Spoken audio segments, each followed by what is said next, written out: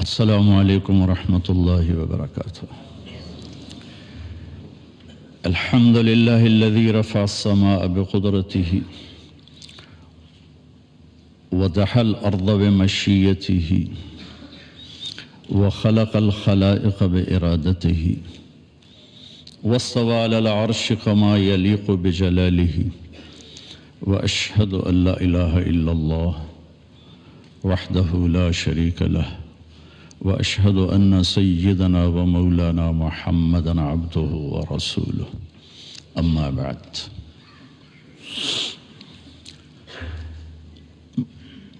جناب محترم chief justice صاحب، میں نے ترتیب بدلی ہے، وزیر اعظم صاحب آپ کو دوسرے نمبر پہ لیا ہے کہ آپ کو اللہ پہلے نمبر پہ رکھتا ہے، میں نے بھی پہلے نمبر پہ رکھا ہے۔ اور جناب وزیر صاحب، انسان کی تخلیق دنیا کا سب سے عظیم پروجیکٹ ہے، سب سے عظیم۔ جب اللہ اس کائنات کا پروجیکٹ پیش کرتا ہے تو یوں کہتا ہے، ان ربکم اللہ الذی خلق السماوات والارض فی 6 ایام ثم استوى علی العرش یغشی اللیل النہار یطلبہ حثیثا والشمس والقمر والنجوم مسخرات بامرہ۔ یہ چند الفاظ میں اللہ نے پورے کائناتی پروجیکٹ کو جو ہمارے سامنے رکھ دیا ہے، پورا نقشہ بنا کے کہ زمین سے لے کر آسمان تک جو کچھ ہے تیرے اللہ نے کیسے بنایا، یہ اس آیات کا خلاصہ ہے۔ پھر آخر میں اپنی حکومت جیتا، الا لہ الخلق والامر، خالق بھی اللہ ہے اور مالک بھی اللہ ہے۔ پھر آگے اپنا تعارف کراتا، فتبارک اللہ رب العالمین، کہ برکت والا ہے کائنات کا مالک اور رب۔ اور جب اللہ صرف ایک انسانی پروجیکٹ کو بیان کرتا ہے تو اپنا تعارف اور طرح سے کراتا ہے، وہ پیش کرتا ہوں۔ صرف ایک انسان کی پیدائش، یہاں آسمان سے زمین، سورج، چاند، ستارے، سیارے کا میں رب العالمین ہوں۔ لیکن جب آپ صرف انسان کہے گا، وَلَقَدْ خَلَقْنَا الْإِنسَانَ مِنْ سُلَالَةٍ مِنْ طِينٍ، مٹی سے نکالا، ثم جعلناہ نطفۃ فی قرار مکین، پھر ماں کے پیٹ میں ٹھہرایا پانی بنا کے، ثم خلقنا النطفۃ علقہ، پھر اسے ایک جونک بنایا، فخلقنا العلقۃ مضغہ، پھر اسے ایک لوتھڑا بنایا، فخلقنا المضغۃ عظاما، پھر اس میں ہڈیوں کو پرویا، فکسونا العظام لحما، پھر اس پر گوشت کو چڑھایا، ثم انشأناہ خلقا آخر، پھر یہ شکل عطا فرمائی۔ کہاں؟ فی ظلمات ثلاث، 3 اندھیروں میں، یصورکم فی بطون امہاتکم خلقا من بعد خلق فی ظلمات ثلاث، 3 اندھیروں میں تمہارا رب تمہیں بناتا ہے۔ اب اپنا تعارف کراتا ہے، فتبارک اللہ احسن الخالقین، کیا کہنے تیرے رب کے جو سب سے خوبصورت بنانے والا ہے۔ یہ تو قرآن ہو گیا، اب تھوڑا سا حدیث سے بتانا چاہوں گا کہ انسان کتنا عظیم پروجیکٹ ہے اور اس کے ساتھ کتنی عجیب اس بیچارے کو صورتحال سے گزرنا پڑ رہا ہے۔ یا ابن آدم جعلت لک قرارا فی بطن امک، میرے بندے ماں کے پیٹ میں ٹھکانہ میں نے دیا۔ وحولت وجہک الی ظہر لئلا تضرک رائحۃ الطعام، اور تیرے سسٹم اور تیری ماں کے پیٹ کے سسٹم کو جدا کر دیا تاکہ ماں کے پیٹ میں جو غلاظت جمع ہوتی ہے اس کی بدبو تجھے پریشان نہ کرے۔ وعلمتک الجلوس فی بطن امک فہل یقدر علی ذلک احد غیری، اور تجھے ماں کے پیٹ میں نے بیٹھنا، کھیلنا، چلنا، حرکت کرنا سکھایا، کیا تیرے رب کے سوا کوئی اور بھی یہ کر سکتا ہے؟ فلما ان تمت مدت اشہرک، جب تیرا دنیا میں آنے کا وقت آیا، اوحیت الی الملک الموکل بالارحام، ایک فرشتے کو بھیجا، فاخرجک علی ریشۃ من جناحہ، اس فرشتے نے پر پھیلائے اور اللہ تجھے ماں کے پیٹ سے لایا، خلقہ فقدرہ ثم السبیل یسرہ، کہ پھر تیرے رب نے تیرے آنے کا راستہ آسان کیا، اور جب تو آیا تو فرشتے کے پر پہ آیا، جب تو آیا تو لا لک سن تقطع، تیرے منہ میں دانت نہیں کاٹ سکے، ولا لک ید تبتش، تیرے ہاتھ میں طاقت نہیں تو پکڑ سکے، وَلَا لَكَ رِجْلٌ تَمْشِي، تیرے پاؤں میں جان نہیں تو چل سکے، جب تو ایسا تھا کہ بول نہیں سکتا، پکڑ نہیں سکتا، چکھ نہیں سکتا، کاٹ نہیں سکتا، أَدَرْتُ لَكَ عِرْقَيْنِ رَقِيقَيْنِ يُنْبِعَانِ لَكَ لَبْنًا خَالِصًا دَافِعًا فِي الشِّتَاءِ وَبَارِدًا فِي الصَّيْفِ فَهَلْ يَقْدِرُ عَلَى ذَلِكَ أَحَدٌ غَيْرِي۔ پھر جب تو ایسا بے بس تھا تو میں نے تیری ماں کی چھاتی سے دودھ کے چشمے نکالے جو تمہیں خالص دودھ پلاتے رہے، حولین کاملین، 2 سال تیرے لیے دودھ کے چشمے اللہ چلاتا رہا، کیا کوئی اور بھی ایسا کر سکتا ہے؟ فلما ترعرعت، اب آگے ایک چھوٹا سا گلہ سن لیں اللہ تعالیٰ کا، فلما ترعرعت، جب تو ایسے ایسے چلنے لگا، واشتد عضدک، اور تیرے بازو مضبوط ہو گئے، واشتد ازرک، تیری چھاتی بھی پھیل گئی، تو میرے سامنے جھکنے کی بجائے بارستنی بالمعاصی یا عبد سوء، تو میرے ہی خلاف کھڑا ہو گیا اور مجھے ہی للکارنے لگا۔ ہکذا جزاء من احسن الیک، جو اچھا کرے اس کے ساتھ یہ کیا جاتا ہے۔ مع ذالک، اس سب کے باوجود، ان سألتنی اعطیتک ومن استغفرتنی غفرت لک، تو جب ہاتھ اٹھائے گا میں تیری پوری کروں گا، تو جب مانگے گا میں تمہیں دوں گا، اور جب معافی مانگنے آئے گا سارے ہی معاف کروں گا، اور تو ساری دھرتی آسمان زمین کو بھر دے گناہوں سے۔ لو بلغت ذنوبک عنان السماء، اتنے گناہ کر کے آسمان کی چھت کو لگا دے، پھر صرف ایک دفعہ آدھی زبان سے کہنا یا اللہ معاف کر، تو غفرت لک ولا ابالی، میں تیرے سارے معاف کروں گا اور مجھے کوئی پوچھنے والا نہیں ہے۔ اب میں یہ بتانا چاہتا ہوں کہ اتنے بڑے پروجیکٹ کو پاکستان میں کن بنیادوں پہ پیدا کیا جا رہا ہے؟ یہ بچہ پیدا نہ ہویا تو سس مینوں کی آکھے گی؟ اتنا بڑا پروجیکٹ ہے، اگر میں غلط کہوں تو مجھے وہیں ٹوک دیں۔ جی میرا بیٹی پیدا ہوئی تو میری تو سس سے مینوں نہیں چھڑنا، سال گزر گیا ہے، بچے کے عنوان نہیں، اب ساس کے شروع گئے تو ہے ہی، شروع تو یہ ہو جائے ان تو ہونا ہی کوئی نہیں۔ اب میاں بیوی پریشان ہو رہے ہیں، بچہ پیدا، کتنے بڑے پروجیکٹ کو پیدا کرنے کا سبب حضرت کہ سس کی آنکھیں گی تو سورا کی آنکھیں گا تو نندوئی کی آنکھیں گا، نندا کی آنکھن گیاں۔ یہ ایک بہت بڑا ظلم و ستم ہے بچے کے پیدا کرنے کا سبب۔ آپ دیکھیں، میں دیہاتی آدمی ہوں، دیہات سے میرا تعلق ہے، یہ میرے دیہات کی پیدائش اسی پر ہو رہی۔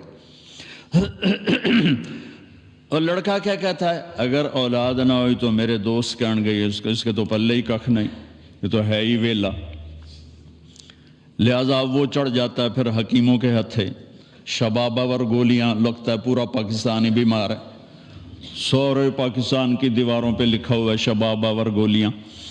تو دوسرا سبب کیا ہے جو میں دیہات کا بتا رہا ہوں، میں دیہاتی ہوں، کہ 5 پتر ہو گئے نا بس مینوں پھر کوئی پرواہ نہیں، کما کے لے آون گے مینوں کھواون گے۔ مزدور آدمی، غریب آدمی، اسے کوئی پریشانی نہیں ہے کہ بچے 2 یا 6 یا 50، وہ کہتا جتنے زیادہ اتنے ہی ٹھیک ہے، کیونکہ میری مزدوری بنے گی اور میرا گھر چلے گا۔ تو وہ کہتا ہے جتنے آ جاون اتنے مزدور، 5 بچے 5 مزدور، 10 بچے 10 مزدور۔ ابھی چند دن پہلے وہ ایک ہمارے گاؤں کے 10 بچے ہو گئے آدمی کے، میں نے کہا اپنی بیوی دا آپریشن کرا، اگر جو آدھی میں نہیں کریں دی تو اپنا کرا۔ تو میں حقائق پہ بول رہا ہوں، اس کی آنکھیں گی، سورا کی آنکھیں گا، میرے دوست منو کی آنکھیں گے، تو پلے کچھ نہیں ہے۔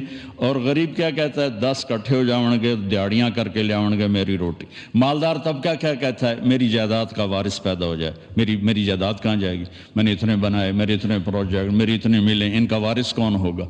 اگر کوئی بچہ نہ ہوا تو پھر وراثت کوئی اور لے جائے گا، وراثت دوسرے لے جائے گے۔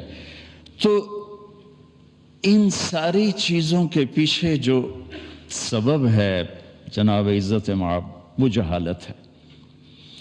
آپ کانفرنس کر رہے ہیں اسلام آباد میں، مسئلہ درپیش ہے پنجاب، سندھ، KPK اور بلوچستان کے دیہاتوں کہ وہ لوگ ان تک علم پہنچا ہی نہیں، اور میرے رب نے اپنے حبیب کو کہا الم نشرح لک صدرک وعلمک ما لم تکن تعلم، میرے محبوب میں نے آپ کو کتنا بڑا علم دیا کہ آپ کا سینہ کھول دیا، اور میں نے آپ کو وہ بتایا جو آپ جانتے نہیں تھے، میں نے آپ کو اتنا دیا اتنا کسی کو نہیں دیا، الم نشرح لک صدرک۔ پھر اللہ اپنے نبی سے کہہ رہا ہے وقل رب زدنی علما، میرے محبوب آپ مانگیے میں آپ کو علم دوں، زیادہ علم دوں، فوج دوں، لشکر دوں، یہ نہیں کہا کہ مجھ سے مانگیے میں آپ کو زیادہ علم دوں۔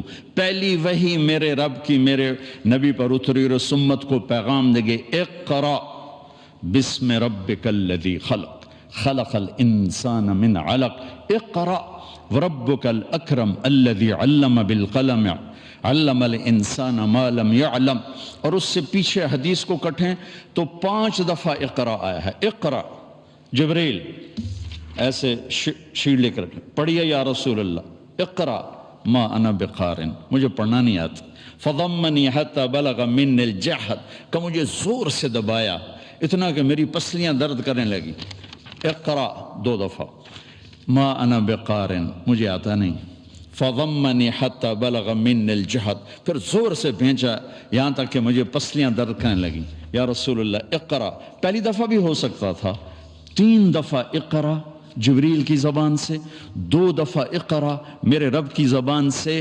میرے دیس کا مسئلہ پلاننگ سے پہلے علم ہے، علم ہے، علم ہے، علم ہے۔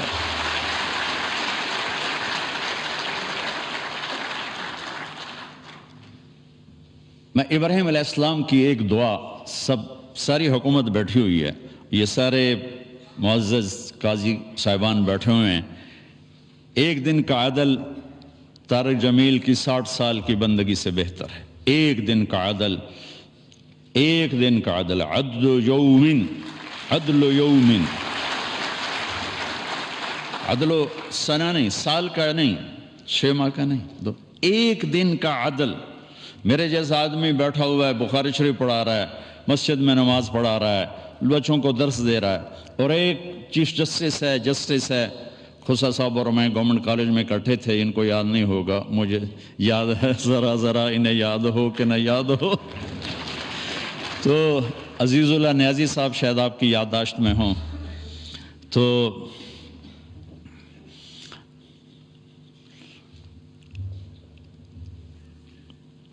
ابراہیم علیہ السلام کی ایک دعا بتانا اجازت چاہوں گا۔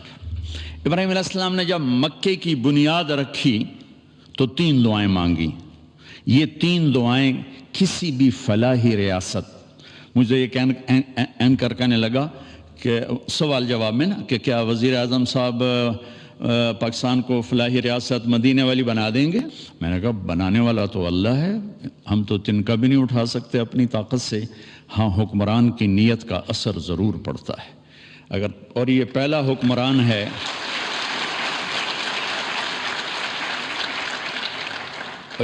حکمران ہے جس نے مدینے کی فلاحی ریاست کا تصور پیش کیا، تو میں ان کو سلام پیش کرتا ہوں۔ تو اب کرے گا تو اللہ، چونکہ مولانا روم نے ایک حکایت لکھی ہے کہ بادشاہ شکار کو نکلا، راستہ بھٹکا تو باغ میں پہنچا، پیاس لگی تھی تو مالی سے کہا انار کا باغ تھا، بھائی جوس پلا دے۔ اس نے ایسے نچوڑا ایک انار تو پورا گلاس بھر گیا۔ تو بادشاہ کے دل میں آیا کہ اس پر تو ٹیکس لگنا چاہیے، یہ ٹیکس فری کیوں ہے؟ تو اس نے کہا ایک اور پلا۔ اس نے دوسرا نچوڑا تو گلاس آدھا ہوا۔ تو بادشاہ نے کہا پہلے بھر گیا اب آدھا۔ کہنے لگا جی لگتا ہے بادشاہ دی نیت خراب ہو گئی ہے۔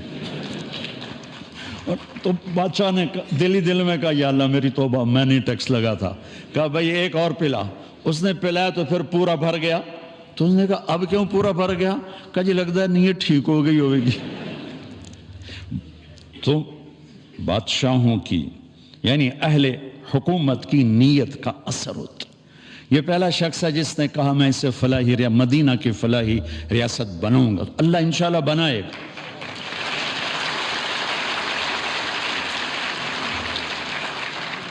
ہم یہ کیوں کہیں کہ نہیں ہو سکتا؟ کیوں نہیں ہو سکتا؟ انما امرہ اذا اراد شیئا ان یقول له کن فیکون فسبحان الذی بیدہ ملکوت کل شیء والیہ ترجعون. جب کرنا اللہ نے ہے تو طارق جمیل کیا اور عمران خان کیا؟ نیت ہماری دیکھے گا، ہمارا جذبہ دیکھے گا. تو میں ابراہیم علیہ السلام کی دعا میں 3 بنیادیں ہیں، ان 3 بنیادوں کو اٹھایا جائے گا تو یہ ذیلی مسئلے خود بخود حل ہوتے چلے جائیں گے. جب وہ بنیاد ڈالی تو کہا وَإِذْ قَالَ إِبْرَاهِيمُ رَبِّ اجْعَلْ هَذَا الْبَلَدَ آمِنًا، یا اللہ اس شہر کو امن والا بنا دے. فلاحی ریاست کا پہلا تصور جو ابراہیم علیہ السلام نے پیش کیا کہ یا اللہ اس ریاست کو امن والا بنا دے. اور امن والی ریاست اس وقت بنتی ہے جب نظام عدل مضبوط ہو اور انصاف نہیں مل سکتا. اور قانون آپ کے جج حضرات سے سنا ہے کہ ہمارا قانون بہت کمزور ہے، بہت کم سالوں گزر جاتے ہیں ایک کیس کا فیصلہ ہوتے ہوئے. اس میں کیا کرنا چاہیے؟ یہ سارے فاضل جج صاحبان یہ بہت بڑی ہمارے پاس اللہ کی نعمت ہیں، ان کے ذمہ جو کام نہیں وہ بھی کرتے رہتے ہیں. سبحان اللہ، سلام ہے آپ کو. تو پہلی بات کہ یا اللہ اس بستی کو امن والی بستی بنا دے. دوسری بات وَارْزُقْهُم مِّنَ الثَّمَرَاتِ لَعَلَّهُمْ يَشْكُرُونَ، یا اللہ اس ملک والوں کو، اس دیس والوں کو پھل کھلا، روٹی نہیں آکھیا، پھل. پھل کا وہ کہتے ہیں جب معیشت مضبوط ہوتی ہے، اکانومی جب مضبوط ہوتی ہے. تو دوسری چیز فلاحی ریاست کی وہ معیشت ہے. اور معیشت اس وقت مضبوط ہوتی ہے جب انفرادی سطح پر تاجر سچ بولے، جھوٹ نہ بولے، سٹا نہ کھیلے، جوا نہ کھیلے، ذخیرہ اندوزی نہ کرے، دو نمبری نہ کرے، وعدہ خلافی نہ کرے. ایک نبی کی حدیث سنا دیتا ہوں اس کے ساتھ. میرے نبی نے فرمایا 4 باتیں مجھ سے لے لو اور آنکھیں بند کر کے سو جاؤ. صرف 4 کہ 4 باتیں مجھ سے لے لو، دنیا بھی تمہاری ہے، آخرت بھی تمہاری ہے. 4 اذا کانت فیک ما ضرک ما فاتک من الدنیا حفظ امانت صدق حدیث حسن خلیقت عفت فی طعمت. میرے نبی نے فرمایا 4 باتیں سیکھ لو، چاہے اس ایوان میں ہو اور چاہے وہ تھر پارکر میں ہو اور چاہے چولستان میں ہو اور چاہے مدینہ میں ہو چاہے نیو یارک میں ہو. 4 باتیں مجھ سے لے لو. حفظ و امانت، کبھی کسی کو دھوکہ نہ دینا، سبحان اللہ، دیانتداری. صدق و حدیث، ہمیشہ سچ بولنا، جھوٹ نہ بولنا. حسن و خلیقت، اخلاق اچھے رکھنا، بد اخلاق نہ ہونا. عفت فی طعمت، رزق حلال کمانا، حرام نہ کمانا. تو معیشت مضبوط ہوتی ہے انفرادی سطح پر تاجر سچ بولے، صحیح تولے، ملاوٹ نہ کرے، کھوٹ نہ ہو، ذخیرہ اندوزی نہ ہو. اور حکومتی سطح پر ہے کہ سود کو نکالا جائے اور ہر وہ شق جس سے مال چند ہاتھوں میں آ جاتا ہے اس کی حوصلہ شکنی کی جائے تو معیشت مضبوط ہوتی. تیسری فرمائی ربنا وابعث فیہم رسولا منہم یتلو علیہم آیاتک ویعلمہم الکتاب والحکمت ویزکیہم انک انت العزیز الحکیم. اللہ ان میں کوئی بھیج ایسا اپنا بندہ جو انہیں علم سے آشنا کرے، جو انہیں علم سے آشنا کرے، جو انہیں علم سے آشنا کرے، جو ان کا تزکیہ کرے، جو انہیں علم سکھائے، انہیں کتاب کا علم دے، انہیں حکمت کا علم، کائناتی علم بھی دے، دنیاوی علم بھی دے، دینی علم بھی دے، اخلاقی علم بھی دے اور ان کے اخلاق کو خوبصورت بنائے. تو یہ 3 بنیادیں ہیں جناب چیف جسٹس کہ امن ہو، معیشت مضبوط ہو اور علم ہو. اور ان دونوں کی ماں علم ہے. علم ان سب پہ سر فہرست ہے کہ علم انفرادی سطح پر چور کو چوری سے روکے گا. وہ یہ کہے گا اللہ دیکھ رہا ہے. حضرت عمر رضی اللہ عنہ کا دور ہے اور ایک اب رات کو گشت کر رہے ہیں تو ایک ماں بچی سے کہہ رہی دودھ میں پانی ملا دے. تو وہ کہتی ہے امیر المومنین عمر نے روکا ہے. وہ کہتی ہے عمر کون سا دیکھ رہا ہے؟ کہ وہ تو نہیں دیکھ رہا، عمر کا رب تو دیکھ رہا ہے.